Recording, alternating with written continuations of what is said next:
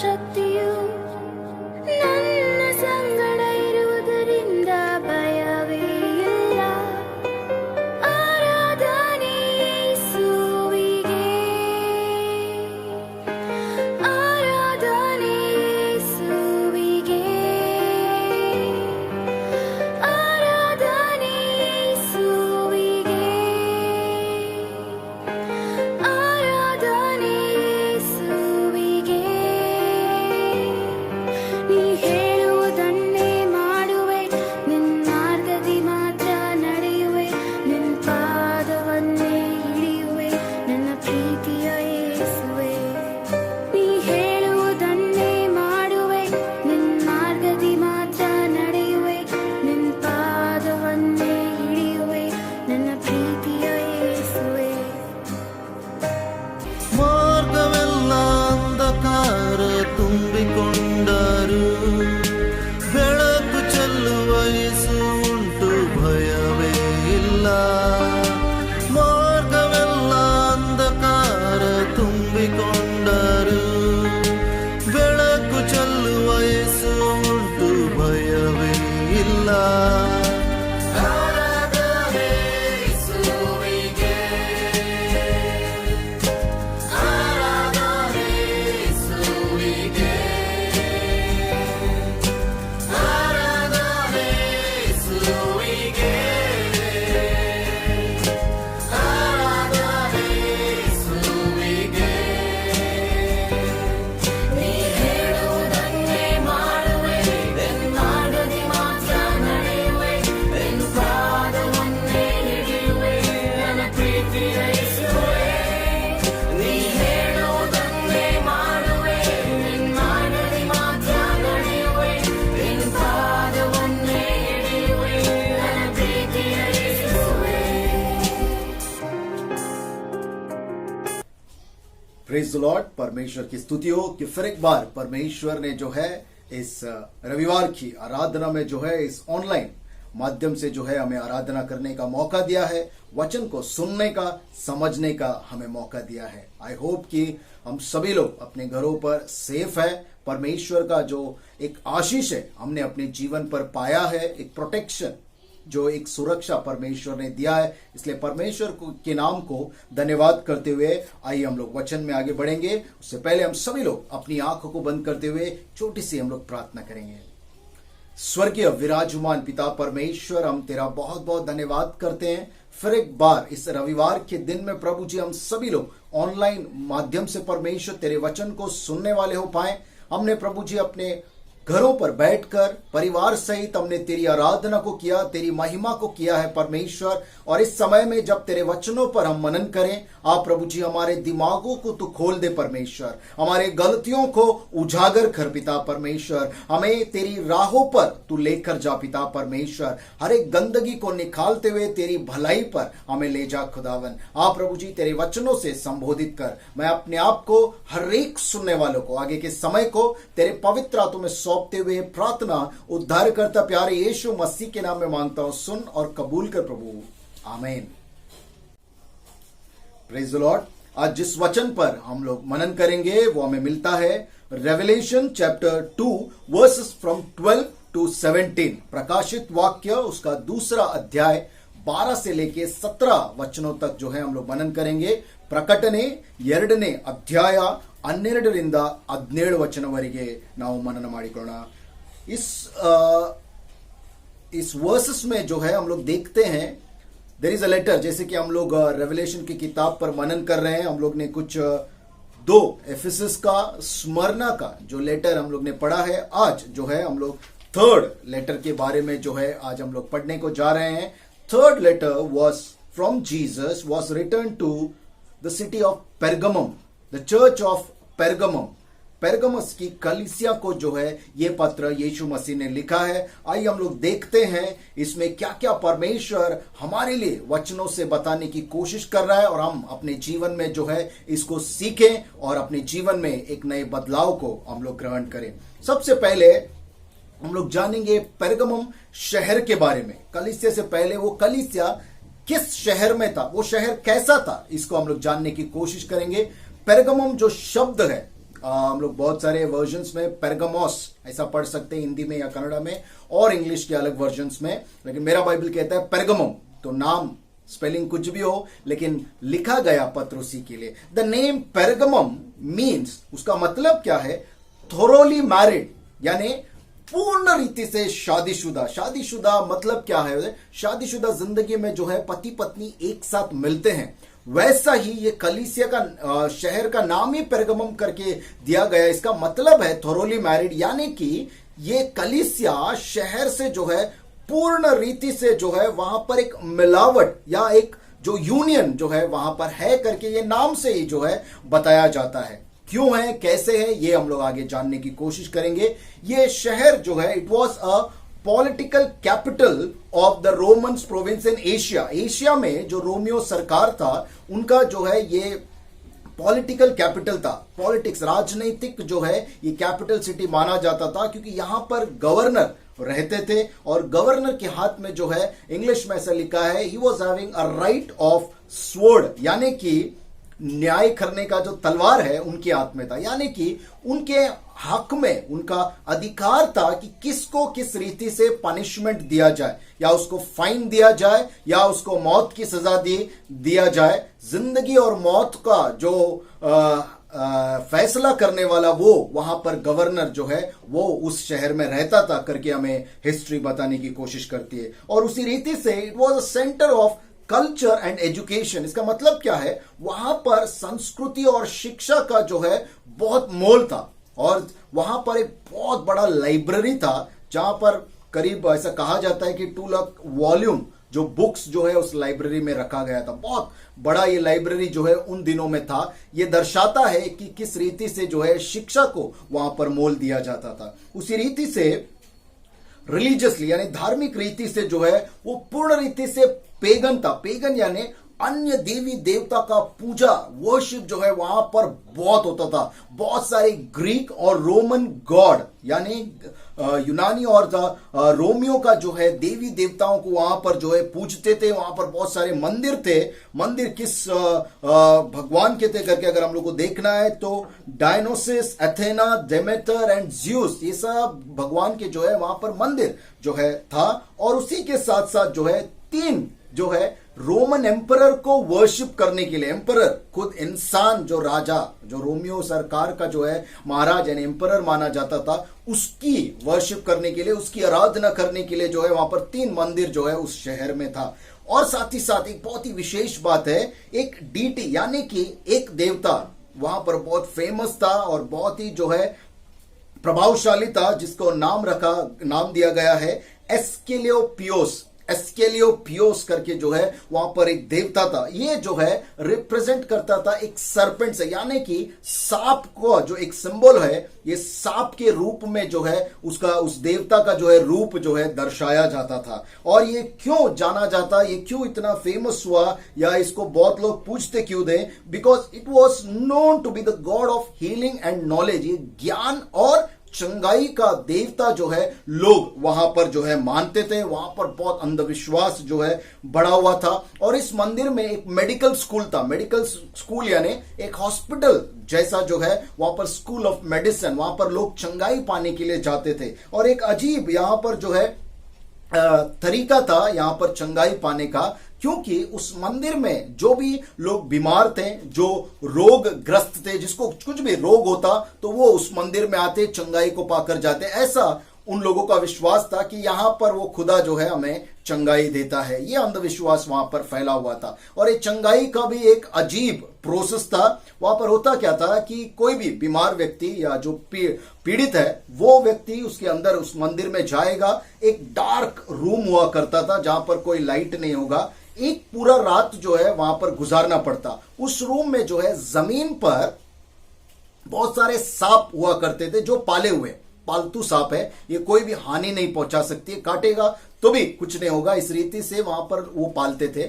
और ऐसा कहा जाता था अगर वो सांप हमको टच कर जाए, यानी जो बीमार है, जो रोगग्रस्त है, उसको टच कर जाए, उसको स्पर्श कर जाए, तो उनको जो है चंगाई मिल गई है। इस विश्वास से जो है वहां पर लोग रहते थे। यानी touch of snake was considered as touch of god. सांप का स्पर्श जो है ऐसा लोग मानते थे कि ये परमेश्वर का स्पर्श है और जो है लोग खुश होकर जो है चंगाई मिला ऐसे करके जो है वहां से चले जाते थे। ये ऐसा विश्वास, ऐसा अंधविश्वास, ऐसे अलग अलग देवी देवता जो है वहां पर इस रीति का कल्चर था, इस रीति का जो है वहां पर इस सराउंडिंग था और उस सराउंडिंग में, उस माहौल में जो है ये पेरगमुम की कलीसिया उपस्थित थी। और उस कलीसिया को जो है यीशु मसीह पत्र में क्या लिखता है ये हम लोग जानने की कोशिश करेंगे। पहले यीशु मसीह अपने आप को इंट्रोड्यूस करता है, जैसे हर लेटर में अलग अलग रीति से यीशु मसीह ने अपने आप को जो है इंट्रोड्यूस किया है, अपने आप को दर्शाया है करके हम लोग देखते हैं।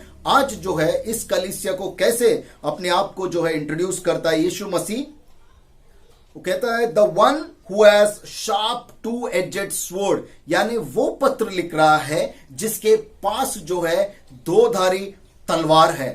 हम लोग हमेशा दो धारी तलवार यानी कि परमेश्वर का वचन को हम लोग मानते हैं। दो धारी तलवार का अर्थ क्या है? Sword is a picture of word as a जज, यानी कि जैसे हम लोग कहा गवर्नर के पास जो है राइट टू स्वॉर्ड था न्याय करने का, यहां पर यीशु मसीह अपने आप को भी ऐसे इंट्रोड्यूस करता है कि मेरे पास जो है वो न्याय करने का ताकत है और मैं दो धारी तलवार जिसके पास है वो यीशु मसीह जो है कहना चाहता है इस कलीसिया को, पेरगमुम की कलीसिया को। इसलिए जो है शायद कुछ तो भी एक रिलेट करने के लिए जो है यीशु मसीह ने अपने आप को ऐसा इंट्रोड्यूस किया।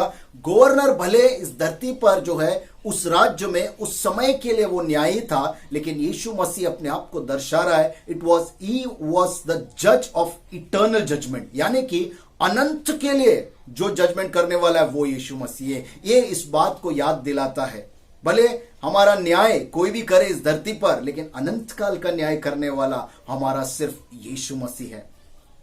ये जो गवर्नर है, ये जो जजेस है, ये सिर्फ टेम्पररी रीति से अपने आप को उपस्थित किए हैं, अपने आप का न्याय होगा, लेकिन अनंत काल का परमानेंट जो न्याय देता है, जो हमेशा के लिए है, वो यीशु मसीह जो है ये पत्र लिखता है। इसलिए इस बात से एक मैसेज जो है हमें लेना बहुत जरूरी है, डू नॉट गेट मिक्स्ड, यानी कि अपने आप को जो है इस दुनिया में जो है जो टेम्पररी है उसमें अपने आप को मिक्स ना करे, क्योंकि ये जो है टेम्पररी है, इनएक्यूरेट जजमेंट हो सकता है। रिमेंबर द लॉर्ड, परमेश्वर को याद करे जो हमेशा हमको देखता है और उसका न्याय जो है हमेशा के लिए परमानेंट होगा और परफेक्ट होगा। इस रीति से यीशु मसीह अपने आप को इंट्रोड्यूस करता है और सच में यीशु मसीह हमारे जीवन में भी जो है दो धारी तलवार लेकर हमको देखने वाला, हमारा न्याय करने वाला परमेश्वर है। वो कहता क्या है इस कलीसिया से, जैसा हम लोग ने शेड्यूल बनाया है, जैसा लाइन बाय लाइन हम लोग हर कलीसिया को पढ़ रहे हैं, वैसे इस कलीसिया को भी पढ़ेंगे हम लोग। पहला हम लोग ने कलीसिया के बारे में जाना, उस किस माहौल में था, अबाउट पेरगमुम शहर के बारे में जाना। दूसरा, कैसे यीशु मसीह जो है अपने आप को इंट्रोड्यूस कर रहा है, अपने आप को बता रहा है। और तीसरा जो है कमेंडेशन फ्रॉम जीसस, यानी यीशु मसीह जो है इनके बारे में कुछ जानता है, इनके बारे में कुछ तारीफ की बातें करता है। क्या कहता है? पहली बात जो कहता है, आई नो योर वर्क्स। यीशु मसीह कहता है मैं आपके कामों को जानता हूं। हर कलीसिया से यीशु मसीह ने ये बात कहा है। इसका सरल सा अर्थ है, हमारे भी हर एक काम को परमेश्वर जानता है, भले कोई लोग देखे या नहीं देखे, हमको पता है या नहीं पता है, यीशु मसीह हमारे हर एक छोटे काम को भी देखने वाला, जानने वाला परमेश्वर है। दूसरी बात यीशु मसीह यहां पर कहता है, I know you are dwelling at the Satan's throne, यानी कि जहां पर शैतान का गढ़ है वहां पर जो है तुम लोग बसे हुए हो। मैं जानता हूं इस कदर जो है आप जो है शैतान का गढ़ के बीच में आपकी कलीसिया है और आप जो है वहां पर अपने विश्वास को थामे बैठे हैं। सेटन्स थ्रोन यानी शैतान का गढ़, यानी शैतान का सिंहासन वहां पर है। क्यों?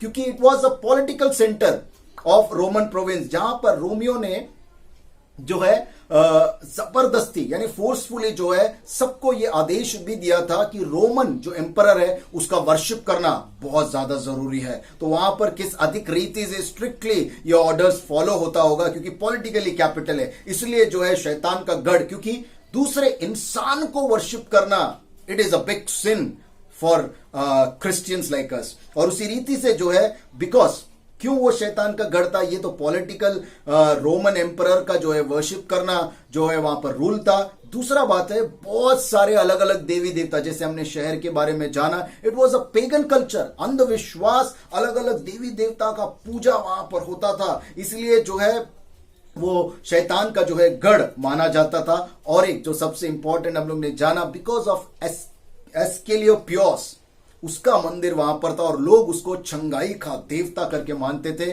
उद्धार करता करके लोग वहां पर मानते थे।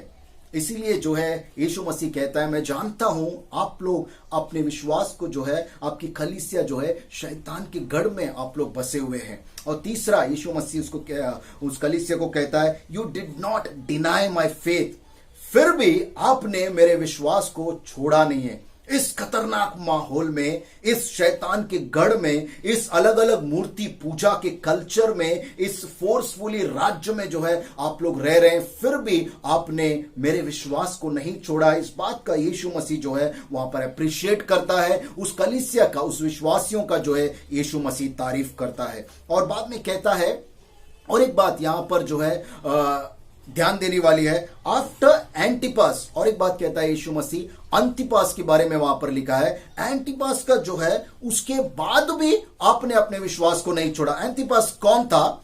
एंटिपास जो है बहुत कम इसके बारे में हम लोग कहीं पर पढ़ सकते हैं, सरमन सुन सकते हैं, या वचन में भी हम लोग देख सकते हैं, या कोई चर्च हिस्ट्री में भी हम लोग जो है बहुत कम ही इसके बारे में पढ़ते हैं। लेकिन यहां पर एक बहुत अच्छा बात यीशु मसीह हमें सिखाता है वचनों के जरिए। भले लोग हमें याद ना करें, भले इतिहास हमें भूल जाए, भले दुनिया हमें भूल जाए, लेकिन यीशु मसीह अपना हर एक विश्वासी को जानने वाला परमेश्वर है।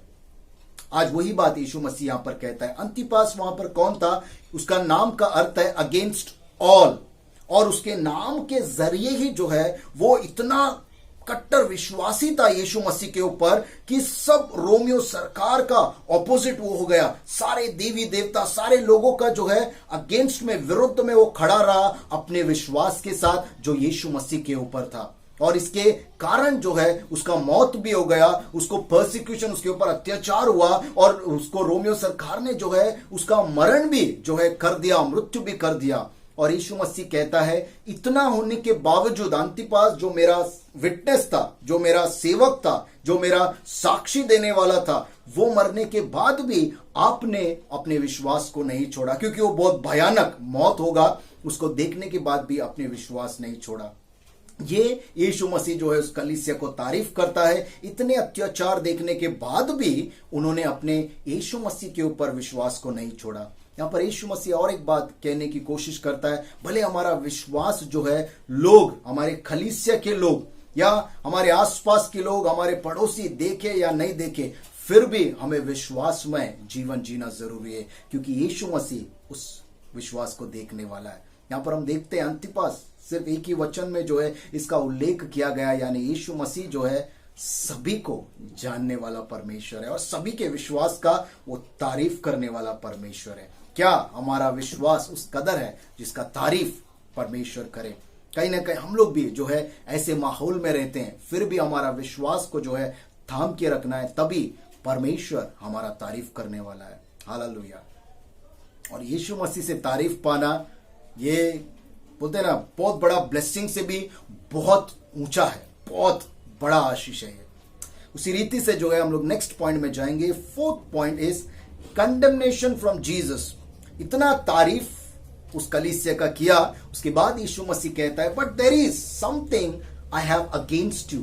तुम्हारे विरुद्ध मेरे पास कुछ है, यानी उनकी गलती को उजागर करने का ये समय यीशु मसीह लेता है। और उनकी गलती क्या था हम लोग देखेंगे। जीसस एट समथिंग, एक उन विश्वासियों के खिलाफ या विरुद्ध जो है कुछ बातों को यीशु मसीह जो है रिवील करता है, उनको दिखाने की कोशिश करता है ताकि एक बदलाव को लाए। वो क्या गलती उन्होंने किया, क्या ऐसी बात है जिसके विरुद्ध यीशु मसीह कहता है, सम ऑफ यू बिकेम बालम्स फॉलोअर्स। बिलाम हिंदी में कहते हैं, या आपने शायद सुना होगा इस नाम को। बलाम वॉज अ प्रॉफिट। ये एक नबी था जो इजरायली नहीं था, गैर इजरायली था, लेकिन फिर भी नबी था। ये विश्वास गांव के लोग करते थे, प्योर, बलाम ऑफ प्योर करके एक गांव था, वहां पर जो है लोग विश्वास करते, जो भी कहता वो सच हो जाता था। क्योंकि उसको वो ताकत था कि वो भविष्य देख पाए, इसलिए जो है प्रॉफिट बलाम करके हम लोग देखते हैं। लेकिन इसके बारे में पत्रस अपनी पत्रिका में लिखता है, 2 पीटर चैप्टर 2 वर्स 15, दूसरा पत्रस उसका दूसरा अध्याय 15वां वचन में पत्रस लिखता है, बलाम इज क्लेम्ड। वहां पर जो है हम लोग अगर पढ़ेंगे तो बलाम जो है पैसों के पीछे भागने वाला नबी है, यानी कि उसको करप्ट प्रॉफिट, वो लालची नबी है या गलत वो नबी है करके जो है पत्रस जो है अपनी पत्रिका में लिखता है। और इसके बारे में डिटेल्स में हम लोग नंबर्स चैप्टर 22 से लेके 24 तक हम लोग पढ़ते हैं। गिनती का किताब उसका 22वां लेके 24 वचन तक हम लोग इसके बारे में पढ़ सकते हैं, लेकिन वहां पर क्लैरिटी से पता नहीं चलेगा क्या गलत बलाम ने किया है। लेकिन नंबर्स चैप्टर 31 वर्स 16 में हम लोग पढ़ते हैं, इजराइलियों ने कुछ गलती वहां पर कर दिया जो जिसका कारण था बलाम। ऐसा विश्वास है, ऐसा इतिहास कहता है। वचनों को अगर हम लोग अच्छी रीति से एक एक करके पढ़ेंगे हमें समझ में आता है बलाम जो है एक ऐसा बंदा था जो इजराइलियों को गलत चीजों में ढकेल दिया या पाप करने में मजबूर कर दिया। उसने अपने प्लान को करके जो है लोगों को मूर्ति पूजा में और अनैतिक संबंधों में जो है उसने ढकेल दिया। अगर आप इस वचनों को पढ़ेंगे नंबर्स चैप्टर 31 वर्स 16 को हम लोग क्लियर हो जाएंगे क्या वचन कहता है। इजरायली जब मोआबिट्स जो मोआब देश से लड़ रहे थे उस समय में जो है मोआब की औरतों से जो है इजरायली लोग ने अनैतिक संबंध रखा, और जिसकी वजह से उसके आगे जो है उन्होंने उनकी देवता का जो है चढ़ाया हुआ प्रसाद भोग लगाया हुआ जो है उनके वर्शिप में वो गए, उनका खाना वो लोग खाए, जिसके कारण परमेश्वर बहुत क्रोधित हुआ और वहां पर परमेश्वर का जो क्रोध प्रकट हुआ उन सभी को सजा दिया गया। ये उस चैप्टर में नंबर्स चैप्टर 31 और उसका 16 में हम लोग पढ़ सकते हैं, और नंबर्स चैप्टर 25 उसका 1 से लेकर 9 वचनों में हम पढ़ सकते हैं। यहां पर प्रकाशित वाक्य में यीशु मसीह कहता है कुछ लोग जो है ऐसे बलाम के अनुयायी यानी उसकी बातों को जो है मानने वाले हो गए। उसकी बातें क्या थी, कहां पर हम लोग को अगुवाई किया है। फर्स्ट जो है अगर हम लोग पढ़ेंगे अच्छे से, दिस इंडिकेट्स द बिलीवर्स, इसका मतलब है दर्शाया जाता है कि विश्वासी लोग दो चीजों में अपने आप को फंसा दिए थे। फर्स्ट इज आइडोलिट्री यानी मूर्ति पूजा, मूर्ति पर चढ़ाया हुआ भोग या प्रसाद या चढ़ावा जो है उनके साथ मिक्स होकर, अन्य जातियों के साथ मिक्स होकर अपने आप को उस आराधना में डालकर जो है उस प्रसाद को, उस भोग को, उस खाने को उन्होंने खाया जो गलत है, बाइबल हमें सिखाती है। और दूसरा जो है सेक्सुअल इमोरालिटी यानी अनैतिक संबंध जो है लोगों ने, विश्वासियों ने वहां पर बनाया, जो बलाम का जो एक शिक्षा इजरायलियों ने वहां पर कर दिया था। यहां पर पेरगमस की जो कलीसिया, पेरगमम की कलीसिया के लोग भी इस पाप में जो है फंसे हुए थे, अपने आप को मिला दिया था मूर्ति पूजा में, और साथ ही साथ अनैतिक संबंध जो गलत है परमेश्वर की नजर में। ये गंदा पाप जो है उन लोगों ने वहां पर किया और अपने आप को जो है उनके साथ मिक्स कर दिया। और एक चीज परमेश्वर कहता है, दूसरा जो विरुद्ध में जाता है वो है सम ऑफ यू बिकेम निकोलेटन फॉलोवर्स। निकोलेटन जैसे कि हम लोग ने इफिसियों के कलीसिया के समय में इसको पढ़ा, जो इफिसियों की कलीसिया ने इनका बात नहीं माना, इनको नकार दिया था। लेकिन निकोलेटन लोगों को, उनकी शिक्षा को, ये पेरगमम की कलीसिया को मान लिया। उनकी शिक्षा क्या थी, दो उनका डॉक्ट्रिन्स मेन था, दो जो बातें थी उनका बहुत जो है गलत था जो इन लोगों ने माना। फर्स्ट इज, जैसे उनका नाम है उसका मतलब है, निकोलेटन मतलब है टू कॉन्कर पीपल, यानी उनका एक रूल था हायरार्की, यानी वो लेटी और क्लर्जी में जो है एक वाद विवाद करते थे, लोगों में एक स्टेटस की रीति से ऊंच नीच की भेद को जो है लोगों में डालकर एक अलगाव, वहां पर लोगों में एक डिवीजन क्रिएट कर दिया था जो परमेश्वर के नजर में बहुत गलत था, और ये लोगों ने जो है फॉलो किया था। दूसरा जो निकोलेटन करते हैं इमोरालिटी, यानी उनका ऐसा विश्वास था कि जैसे पुराने नियम में बहुत सारे लॉस,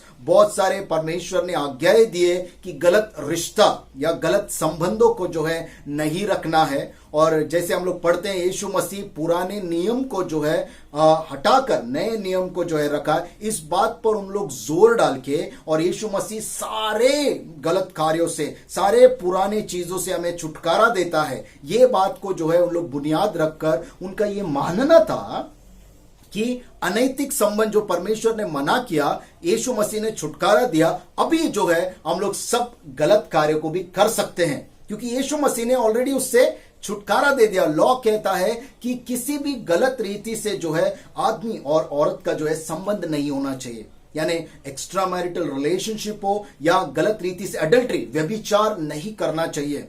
और इन्होंने जो है गलत शिक्षा को लेकर अपने आप को जो है एक फॉलोअर, एक लोगों का जो है ग्रुप, एक झुंड उन्होंने बनाया, और ऐसे टीचिंग्स को, ऐसे शिक्षा को पेरगमम की कलीसिया के लोग मानने लगे थे। और ये गलती जो है यीशु मसीह उनका उजागर करता है कि आपके खिलाफ ये बातें जाती है। पहला क्या था? बलाम की तरह, जो बलाम ने बताया, बलाक को आइडिया दिया कि इस रीति से इजरायलियों को फंसा सकते हैं कि कुछ औरतों को भेज दो, और कुछ औरतों को भेज दो ताकि उनको जो है संबंध रखकर फंसाया जाए, मूर्ति पूजा में लेकर जाए, क्योंकि वो जानता था कि इजराइल का परमेश्वर इससे बहुत नफरत करता है। और ऐसी ये कलीसिया ने भी ऐसे पाप में जो है वो भागीदार हो गए कि लोगों के साथ मिलकर मूर्ति पूजा में भाग लिया और साथ ही साथ अनैतिक संबंधों में भाग ले लिया, और निकोलाइटन के जैसे लोगों में अलगाव, स्टेटस की रीति से अपने आप को जो है अलग करने का कोशिश किया, वहां पर डिविजन्स का बीज बो दिया और गलत शिक्षाओं में अपने आप को जो है ढाल दिया। आज हम भी जो है अपने जीवन में हम लोग देखते हैं, हमारे आसपास के लोग, अलग अलग जाति के लोगों में हम लोग रहते हैं। मैं ये नहीं कहता हूं कि लोगों को छोड़ दो या लोगों से प्यार मत करो, परमेश्वर का वचन इसमें बहुत स्ट्रिक्ट है, बहुत क्लैरिटी से परमेश्वर कहता है आप प्यार करो, लेकिन उनकी आराधना आप लोग नहीं अटेंड कर सकते। उनकी आराधना में जाकर जो है उनका भोग लगाया हुआ चीजों में जो है आप लोग शामिल नहीं हो सकते। ये परमेश्वर की नजर में गलत है और ये पाप है।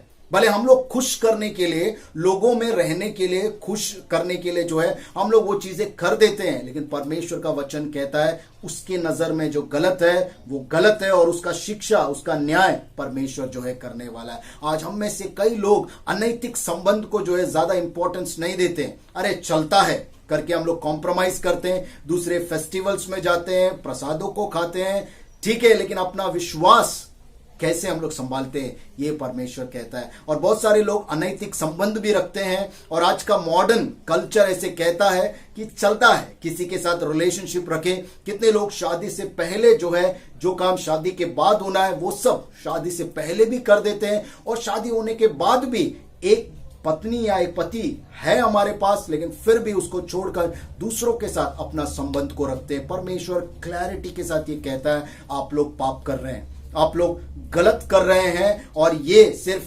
परगमम की कलीसिया को नहीं, हमारी कलीसिया को भी, और हम सभी को, और एक मसीहों को जो है एक मैसेज है परमेश्वर का, एक वार्निंग है परमेश्वर का कि इससे बाहर आ जाओ। ये गलत है परमेश्वर की नजर में। और आगे वचन क्या कहता है, लोग 5th पॉइंट देखेंगे, what is the message from Jesus. ये गलती तो रिवील कर दिया, गलतियां जो है उजागर कर दिया, उनके पाप को दर्शा दिया। उसके बाद परमेश्वर का संदेश यीशु मसीह का क्या है, उसका मैसेज उनके लिए क्या है। रिपेंट फ्रॉम द फॉलोइंग बलाम एंड निकोलाइटन।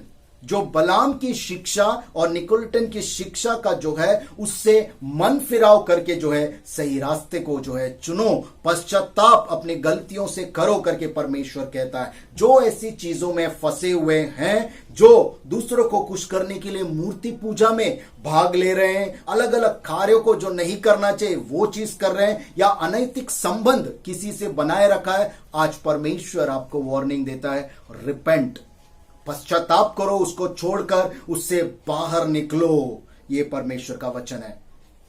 आज और एक खास बात परमेश्वर बताता है। हम लोग हमेशा सोचते हैं प्रायश्चित, पश्चाताप, रिपेंटेंस, यानी कि जो गैर यानी नॉन बिलीवर्स है वो लोग बिलीवर होने से पहले रिपेंट करें, फिर बैप्टिज्म ले, फिर अच्छा जीवन जिए। लेकिन ये वचन बताता है पेरगमम की कलीसिया जो बहुत दिनों से स्थापित है, आज ये बताती है कि हम जो हमारी कलीसिया भी उपस्थित है, हम जो क्रिश्चियंस है, हमारे लिए भी पश्चाताप की जरूरत है।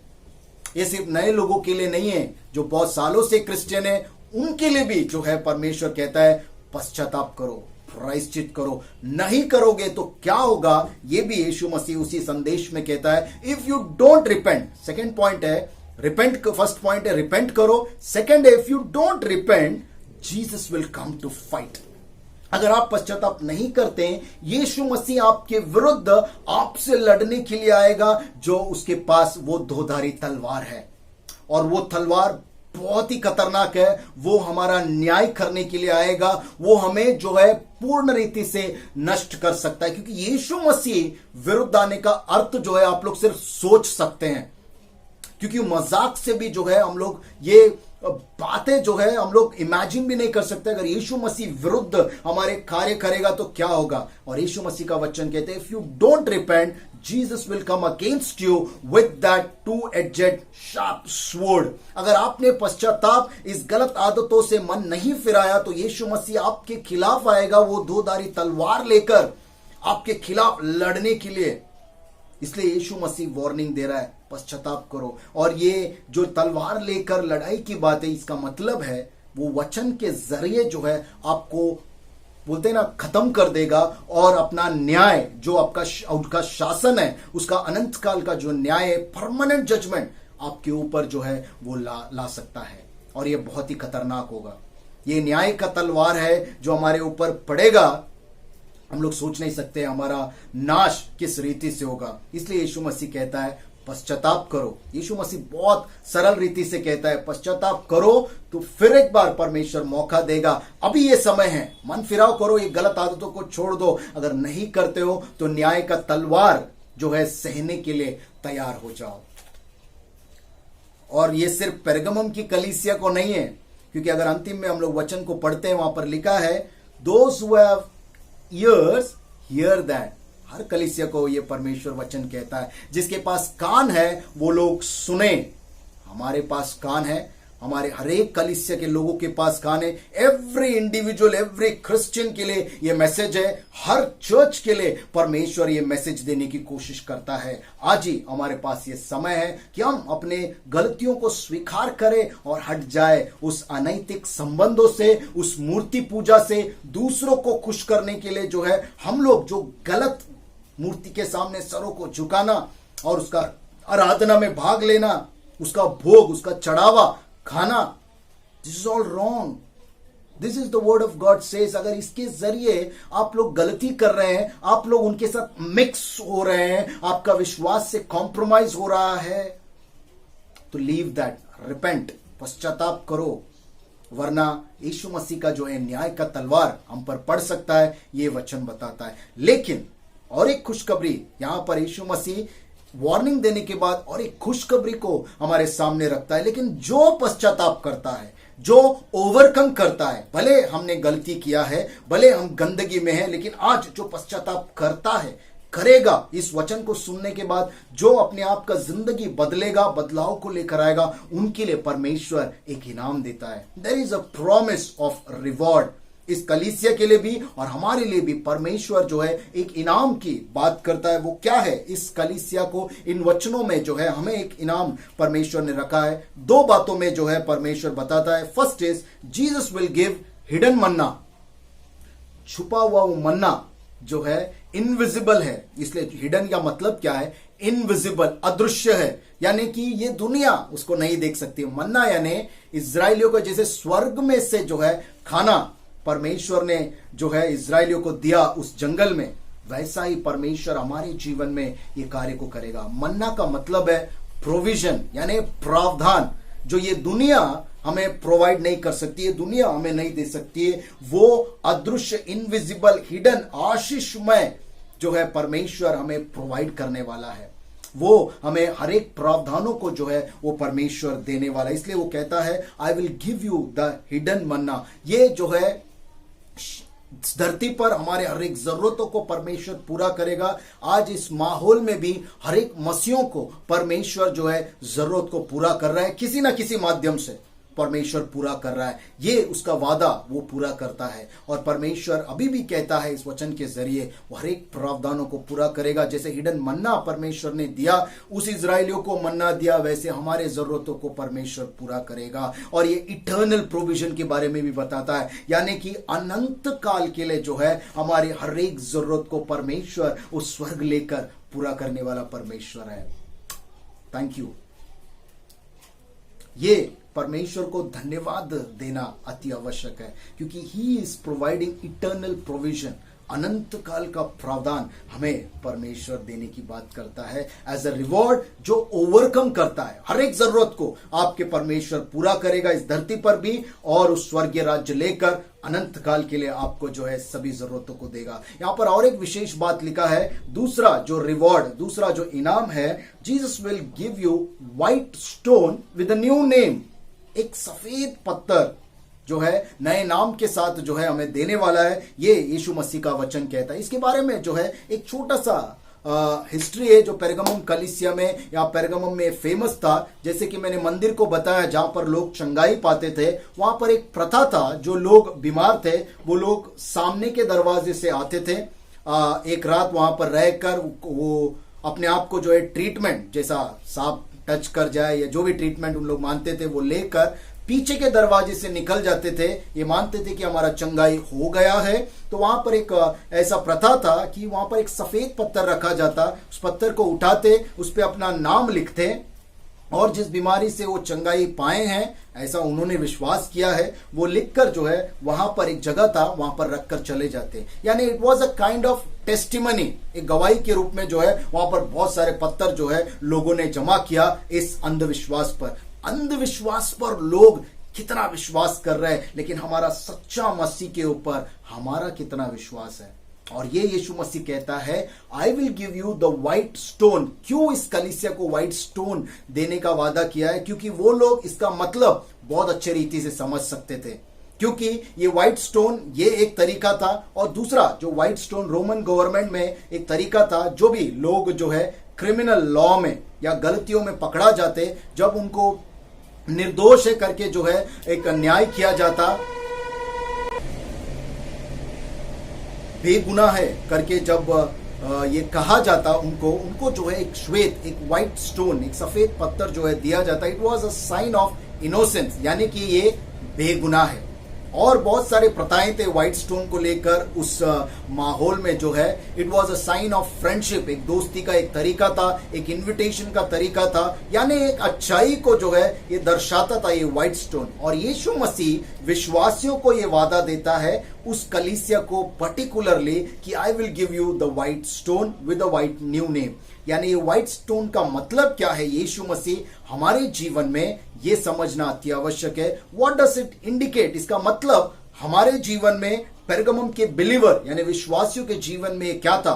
रोमियो के पास जो ये प्रथा था, लेकिन यीशु मसीह हमको देने वाला है ये व्हाइट स्टोन। इसका मतलब क्या है? He will give a spiritual healing, deliverance from all spirit bondages, यानी आत्मिक रीति से जो भी परेशानी, जो भी बीमारी, जो तकलीफों को हम लोग देख रहे हैं, उस सारी चीजों से छुटकारा, आत्मिक चंगाई वो यीशु मसीह देने वाला है। इट वॉज अ साइन, ये व्हाइट स्टोन जो है एक सिंबल था कि हम जो है आत्मिक चंगाई पाए हुए लोग हैं, और हमारा डेस्टिनी यानी हमारा लक्ष्य जो है वो यीशु मसीह पर है, वो यीशु मसीह में है, यीशु मसीह के साथ है। एंड जैसे कि स्पिरिचुअल हीलिंग हम लोग पाते हैं, दूसरा उसका अर्थ था it was a deliverance from all sins, हर एक पाप से जो है परमेश्वर छुटकारा देता है जो प्रायश्चित करता है। तो white stone it is a symbol of innocence.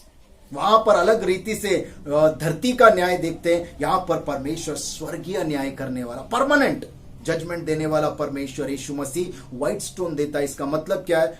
First जो है हम लोग को जानना है, it was a sign of spiritual healing, आत्मिक चंगाई यीशु मसीह ने हमें दिया है। और दूसरा जो है deliverance from all since, declaration, ये परमेश्वर हम निर्दोष है, हम बेगुनाह है, सारे पापों से छुटकारा पाया है, ये व्हाइट स्टोन जो है उसको दर्शाता है। और तीसरा जो है हमारा डेस्टिनी यानी हमारा जो है आखिरी स्थान यीशु मसीह में है, जो नया नाम से इंडिकेट किया गया है। और ये नया नाम सिर्फ वही लोग जानते हैं जिनके हाथ में वो पत्थर है। यानी मैं आपका नाम नहीं जान पाऊंगा, उस पत्थर को नहीं देख पाऊंगा, और आप जो है मेरा नहीं देख पाएंगे, क्योंकि ये this is a new identity, एक नई प्रकृति और एक नया जो है नेचर यीशु मसीह हमें देने की बात करता है, जब ये व्हाइट स्टोन का जो है वहां पर उल्लेख किया गया है।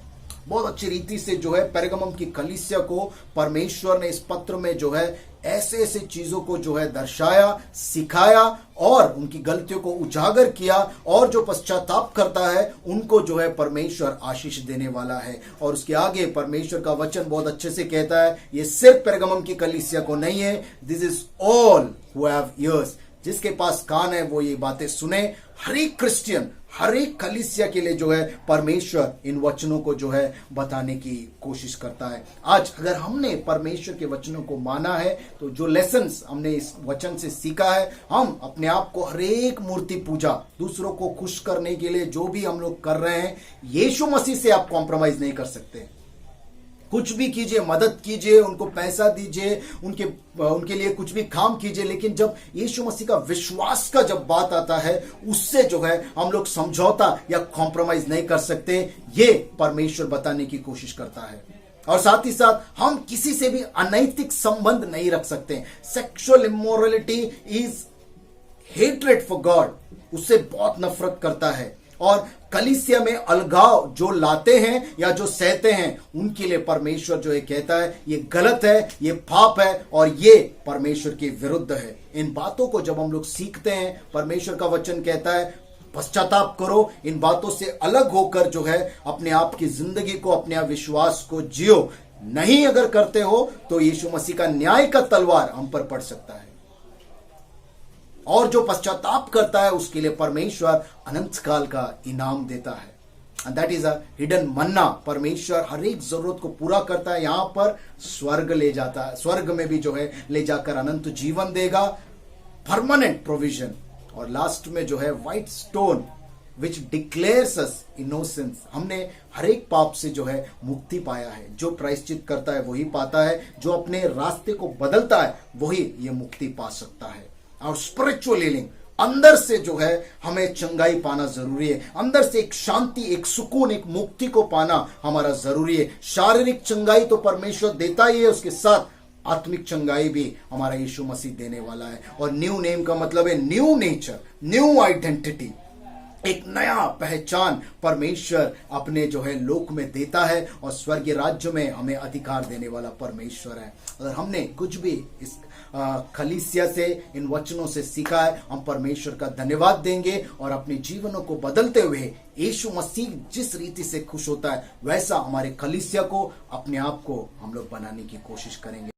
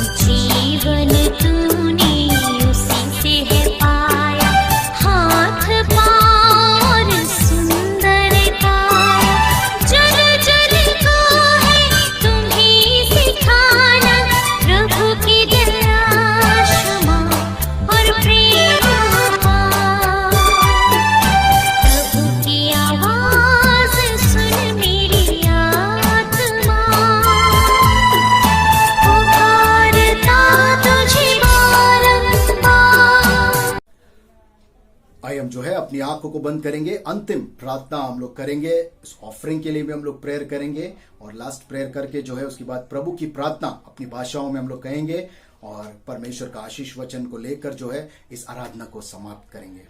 आइए हम सभी लोग अपनी आंखों को बंद करेंगे, हम लोग प्रार्थना करेंगे।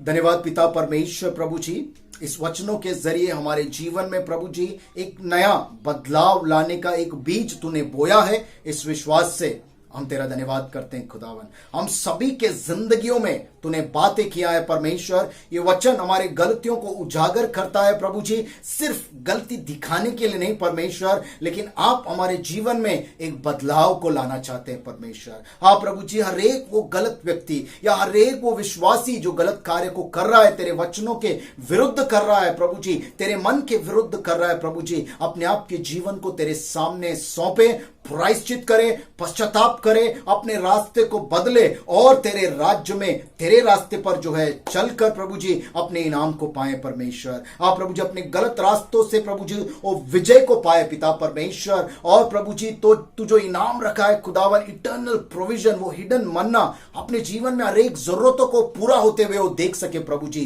क्योंकि प्रायश्चित के बाद हमारे जरूरतों को पूरा करने वाला परमेश्वर तू है। और वो सफेद पत्थर जो हमारे आत्मिक चंगाई को, हमारे हर एक पापों से छुटकारे को, हमें जो है निर्दोष साबित करता है, हर एक पाप से छुटकारा देता है, हमें एक नया नाम, एक नया प्रभु जी पहचान तेरे स्वर्गीय राज्य में तू देता है प्रभु जी, वो हम सभी लोग पा सके परमेश्वर। धन्यवाद करते हैं परमेश्वर प्रभु जी। उसी रीति से हम प्रार्थना करते हैं इस ऑफरिंग के लिए खुदावन, इस ऑफरिंग पर तेरे आशीष को तू रख परमेश्वर। इसका हर एक आना केवल तेरे काम के लिए, तेरी महिमा के लिए उपयोगी होने दे परमेश्वर। आप प्रभु जी उसी रीति से हम प्रार्थना करते हैं हर एक वो लोग जो अपने कामों को कर रहे हैं पिता परमेश्वर, इस महामारी के बीच में तेरा प्रोटेक्शन प्रभु जी, तेरा प्रभु जी एक सुरक्षा उनके जीवन में तू दे परमेश्वर। और हर एक गरीब परिवारों के लिए हम प्रार्थना करते हैं खुदावन, उनकी जरूरतों को तू पूरा कर पिता परमेश्वर। आप प्रभु जी अद्भुत रीति से तेरे मदद को पहुंचाते हुए तेरी आशीषों को उनके जीवन पर बरसा पिता परमेश्वर।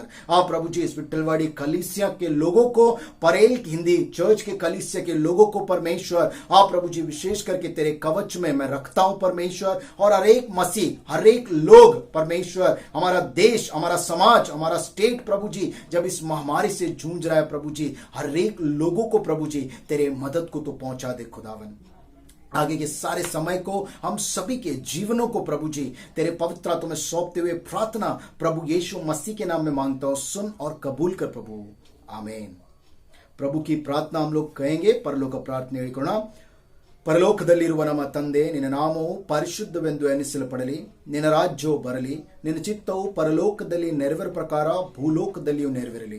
ನಮಗೆ ಅನುದಿನದ ಆಹಾರವನ್ನು ಈ ಹೊತ್ತು ದಯಪಾಲಿಸಿಕೊಡು, ನಮಗೆ ತಪ್ಪು ಮಾಡಿದರೂ ನಾವು ಕ್ಷಮಿಸಿದಂತೆ ನಮ್ಮ ತಪ್ಪುಗಳನ್ನು ಕ್ಷಮಿಸು, ನಮ್ಮನ್ನು ಶೋಧನೆಗೆ ಸೇರಿಸಿದ ಕೇಡನ್ನು ತಪ್ಪಿಸು, ಯಾಕಂದ್ರೆ ರಾಜ್ಯವು ಬಲವು ಮಹಿಮೆ ಸದಾ ಕಾಲವೆನ್ನದೇ ಸ್ವಾಮಿ, आमीन। आशीष वचन को हम लोग ग्रहण करेंगे। Let us receive the benediction. May the grace, mercy and peace of God the Father, God the Son and God the Spirit rest and abide with each one of us now and forevermore. Amen. Amen. Amen. God bless you all.